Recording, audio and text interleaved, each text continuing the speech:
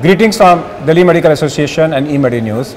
Welcome to our show, Chat with Dr. KK. Today we are going to have a chat with Dr. Rajesh Chawla, who is a pulmonologist, intensivist at Delhi-based Apollo Group of Hospitals. Welcome to our show. Thank you. We are talking about the year 2013. In the year 2011 and 2012, a lot has been talked about resistant bacteria, sepsis not responding to conventional treatment. We have Britishers coming up and say Delhi has different bugs. There are infections which are not responding to any antibiotics. What's latest in the field of sepsis? Sepsis. First of all, what is sepsis? For a common GP, is it more than 12,000 count with? Sepsis is basically the host response to variety of microorganism. It could be bacteria, fungal, viral. And sepsis and systemic inflammatory response is when it is non-infective. When it could be infection, it could be non-infection. But a presence of SARS with a presumed or proven infection is the sepsis. And when sepsis is associated with organ dysfunction, then you call it a severe sepsis. And when sepsis is associated with a persistent hypotension in spite of initial fluid resuscitation, you call it septic shock.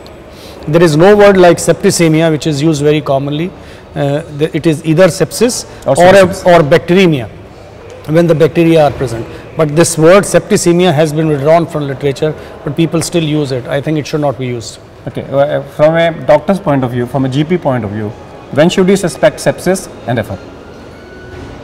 When all these are present.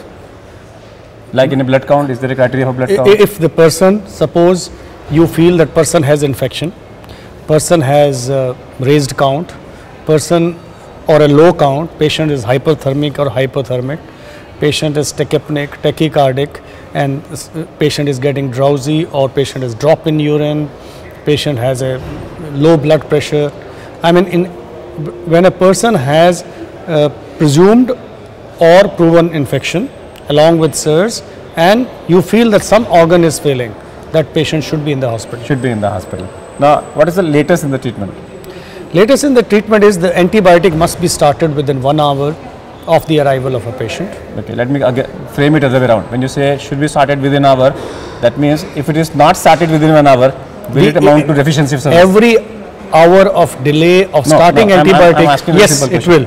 It will amount to deficiency of service. Yes, of course. That means in a hospital setting, or if in the first contact, if that contact is a medical doctor, if you suspect sepsis, first dose of antibiotic should be given. But ideally, it should be done after obtaining the cultures. Okay. If the culture facility facility is taking more than 45 minutes, then antibiotic should be given. First dose of antibiotic should be given. Because culture facility at 2 o'clock in the night may not be available in most of the smaller setups. If the culture, obtaining a culture takes more than 45 minutes, you give the antibiotics.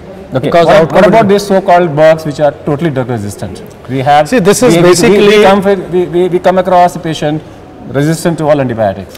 See, this is because of the overuse of antibiotics over the years. What's the answer today? Overuse of antibiotics. Unless the government policy punishes people for overuse. No, not only the government policy. We are responsible. We need to use antibiotic only when they are required and not to overuse it. Then probably there could be some reversal. Today, if a patient comes to you with an infection resistant to all antibiotics, what will you do? No, but there are always some sensitivity. Then you are using the rare antibiotics which were not used, like polymyxin B or colistin. You use them, but they will also become resistant to bacteria if we don't use them wherever they are required.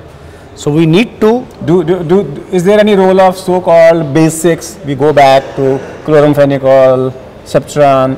In these cases, not will they show some sensitivity? Not now. But I think maybe they even if today we use antibiotic when they are required, there are now places, and we have seen the reversal of sensitivity to the bacteria. But therefore, I'm talking about. Because we are seeing an Acinetobacter in our hospital over the years because of not using few of the antibiotics. There is a return of sensitivity to those antibiotics. But I think you should use antibiotic only when they are required, and do not give it for a long period. They must be stopped when they need to be stopped. What is the mortality of sepsis today, severe sepsis today? More than 50% in our country. Because of infection. More than 50% in our country. More than 50%. More than 50%. Severe sepsis, the mortality now, 5 out of 10 patients still die. Okay, if you would not have been a doctor, what you would have become? I would become I would run a news agency. News agency dealing with what? National news, local news, electronic news I agency? could at least. You would have been sitting here and interviewing me? No, maybe, and maybe I could put my point of view to make a change in the When you talk about your point, that means you wanted to be an editor and not owning an agency. And if you wanted to be an editor, what about your views about this gang rape?